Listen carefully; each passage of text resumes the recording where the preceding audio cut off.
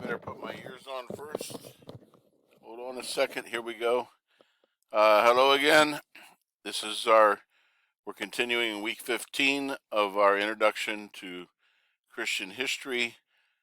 This is the first time I've taught the core introductory course for our new certificate of Christian studies, sponsored by the Religious Studies Department in Florida International University in the fall of 2022. Please reach out to me, and if you have any interest to inquire about it, I'll be glad to assist you with that information. So, this is our second episode for this week.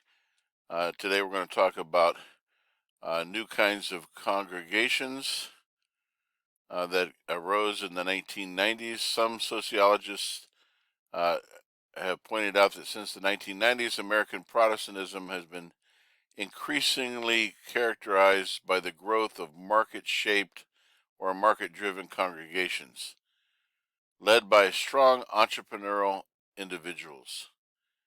Their theological vision, coupled with a can-do mentality, inspired by the Protestant work ethic, eventually drove them to achieve their goals outside the structures of traditional denominations. We talked in the last episode about the decline of denominational structures, which are a holdover from European culture and sociology. Like Martin Luther, they did not particularly want to work outside the mother churches. But the needs and realities of the new cultural situation seemed to provide them with no alternative. The outcome was a surge of new initiatives, meeting the needs which were held to be largely ignored by the mainline denominations and setting new patterns for how churches work, develop, and organize themselves. The outcome of this, or one of the unfortunate side effects, was inevitable: the emergence of a consumerist mentality among church attenders, through which the Protestants felt able to pick and choose the local church that suited their needs, beliefs, or aspirations the best. And if they didn't find one that was just right, they would establish their own. Hence, we have 20,000 Protestant denominations currently in the United States. And if they didn't find that one that was just right, they would establish their own. Catholic critics of Protestantism often point to its innate tendency to fragmentation, which they suggest indicates a lack of concern for the fundamental unity of the church. While this congregational competition is unquestionably problematic, it has two fundamental strengths. One is it allowed Protestantism to deal with rapid social and cultural change, which often leads to churches being blocked into the realities of a bygone age. Two, it enabled Protestant churches to deal with situations in which denominational leadership is seen to be radically out of touch with its membership. A further point of importance here concerns the impact of C.S. Lewis's notion of mere Christianity, contained in his book by the same name. Lewis's notion of mere Christianity was more than a rejection of denominational supremacy. It was also a subtle critique of the abuses of power and privilege that so easily arise in more institutionalized forms of Christianity. C.S. Lewis was generally critical of the clergy in his writings. As a lay Christian, he came to see himself as representing a form of Christianity that recognized the crucial role of the laity, allowing neither clergy nor ecclesiastical institutions any special privileges. I just might add here, I don't have it in my notes, but I watched a year 2000 film about Dietrich Bonhoeffer last night for the first time. I don't remember the full title, but you can look it up. It was filmed in 2000, and Bonhoeffer, before he died, was also onto something similar to C.S. Lewis. He was looking for a form of religionless Christianity, a way of discourse and a way of being Christian that would work in a more secular age. And that has intrigued me. I wish he had lived longer to be able to flesh that out. Dietrich Bonhoeffer.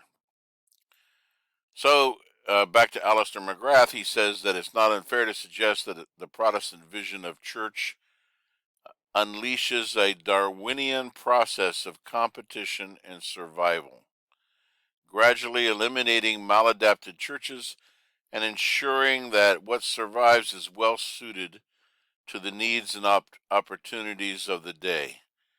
I am glad that McGrath puts a more positive spin on this. I have to admit that I have mixed feelings myself, but I think he makes a good point.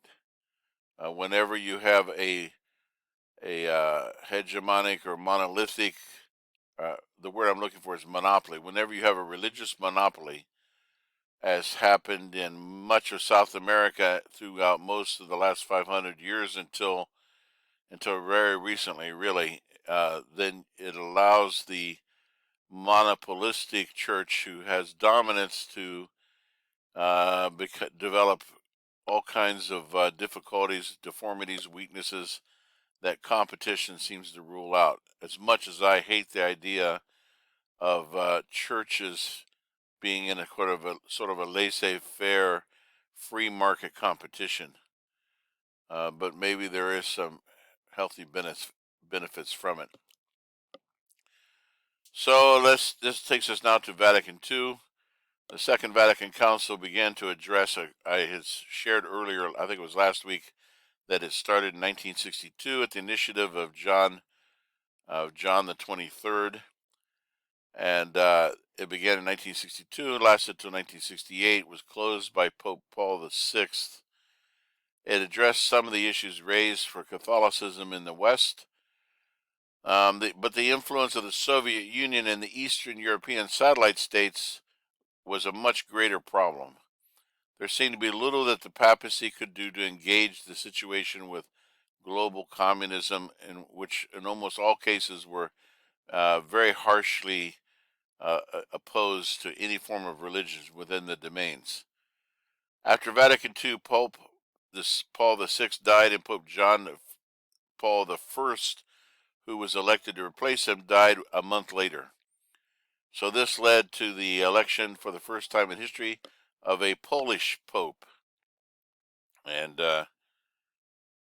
this is going to be John Paul II. His name was Karl Joseph. I don't know how to pronounce his last name. It's in Polish, Wojtyła. I can't pronounce it, so I'll just call him John Paul II. To the surprise of the outside world, the conclave elected Karl Joseph Wojtyła, the Polish Archbishop of Krakow. He announced that he would be known as John Paul II, honoring his predecessor John Paul I, who only lived a month. That was interpreted as both a tribute to his predecessor and indication that he would continue his reforming trajectory. He was only 58 at the time of his election, making him one of the youngest popes in recent history and also one of the longest papacies, and therefore quite influential. Poland lay within the Soviet bloc at the time of his election, but at the same time, not only was it a communist state, but it was also one of the most devoutly Catholic countries in all of Europe, similar to Ireland. The communist authorities had proved unable to suppress Catholicism and had instead concentrated their efforts on limiting its influence. But the election of a Polish pope, the first non-Italian pope for at least 500 years, caused a surge of national pride and gave new significance to the nation's Catholic identity, which is going to become a problem for the Soviet communists. So the beginning of the end was in a pastoral visit to Poland in 1979. The first of 9 visits to Poland. John Paul II was overwhelmed by the enthusiastic crowds. As the national mood changed, partly in response to the Catholic resurgence, resistance against the communist authorities grew. In such a landmark development, a trade union called Solidarity was established in 1980 at the linen shipyards under the leadership of Lech Walesa. The imposition of martial law in 1981 failed to repress the movement, even though its regional leaders were imprisoned. And this led to a dissent going viral within the Soviet bloc. The events in Poland served as a trigger, and comparable uprisings occurred in a number of different countries. This happened to coincide with the period when Mikhail Sergeyev Gorbachev was the Secretary General of the Communist Party of the Soviet Union. He was attempting to modernize and moderate the Soviet regime by practicing perestroika, which in Russian meant restructuring, and glasnost, which in Russian means openness. Though intended to liberate the economy of Soviet Union from excessive bureaucracy, it ended up weakening the grip of the Communist Party.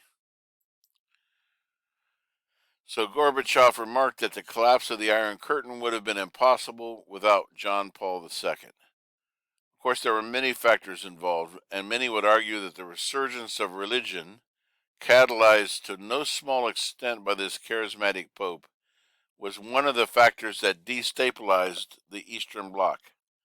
John Paul II himself suggested that communism had collapsed on account of its own inner contradictions. To quote him, he said it would be simplistic to say that divine providence caused the fall of communism. In a certain sense, communism as a system fell by itself. And so he had a number of challenges to face.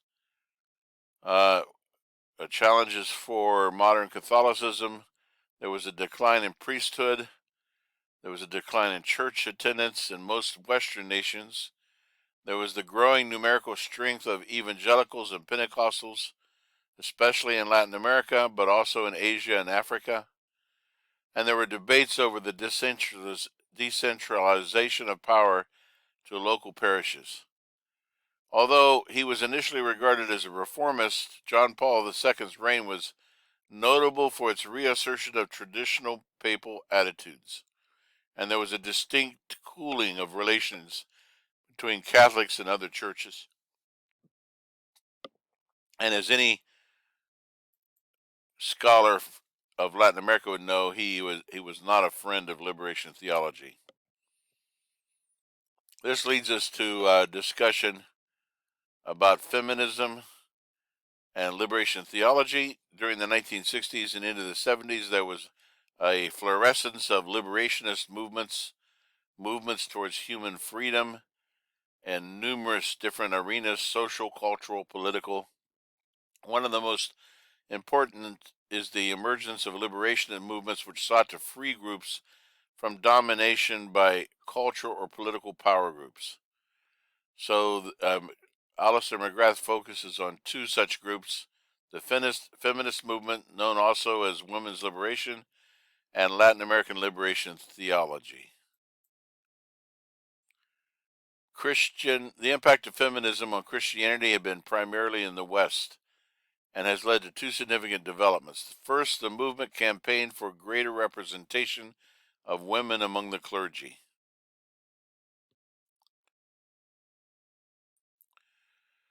For example, within evangelicalism, the Salvation Army had 41 women officers and 49 men officers in 1878. So they were early pioneers of women in the clergy. Also, the Moravians, going back to the 1700s, also frequently had women ordained to ministry. Also, the Quakers. Second, the movement argued that the traditional Christian language showed a bias towards the male role models and language. The impact of feminism on Christianity has been primarily in the West and has led to two significant developments. Oh, I already read that. I'm repeating myself. Liberation theology began to emerge in 1968 when the Catholic bishops of Latin America gathered for a congress in Medellin, Colombia. This meeting was called CELAM, CELAM II, or the second, an abbreviation of the Spanish phrase Consejo Episcopal Latinoamericano, Latin American Episcopal Council, and it sent shockwaves throughout the region by acknowledging that the church had often sided with oppressive elite governments in the region and declaring that in the future it would consider itself on the side of the poor. Whereas classical Western theology regarded action as a result of reflection, liberation theology inverts the order, and action should come first, and then critical reflection. Theology has to stop explaining the world and start transforming it, said Miguel Bonino, which was a riff or a play on Karl Marx's comment that the point of history is not to understand the world but to change it. True knowledge of God can never be disinterested or detached, but comes in and through a commitment to the cause of the poor. There is a fundamental rejection of the Enlightenment view that commitment is a barrier to knowledge. Bonino's comment, noted above, reflects Karl Marx's criticism of Ludwig Feuerbach. Philosophers, Marx remarked, have only interpreted the world.